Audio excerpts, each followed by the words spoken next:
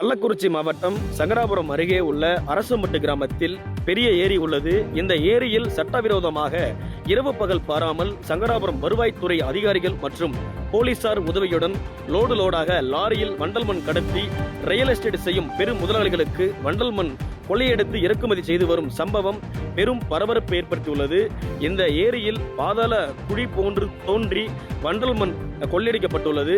இந்த கொள்ளை சம்பவம் தொடர்பாக துறை சார்ந்த அதிகாரிகளுக்கு பல முறை புகார் அளித்தும் இதுவரை எந்தவித நடவடிக்கையும் எடுக்கப்படவில்லை என பொதுமக்கள் குற்றம் சாட்டியுள்ளனர்.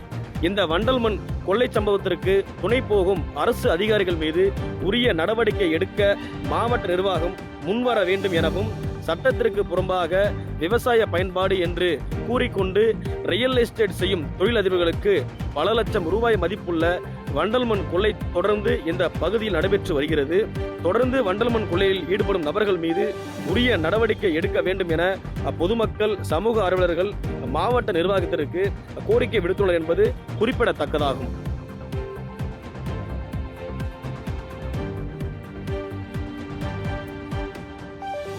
செய்திகளை உடனுக்குடன் தெரிந்து கொள்ள கீழ்கண்ட கேபிள் மற்றும் டிடிஎச் நெட்வொர்க்குகளில் எம்நாடு செய்தி தொலைக்காட்சியை காணுங்கள்.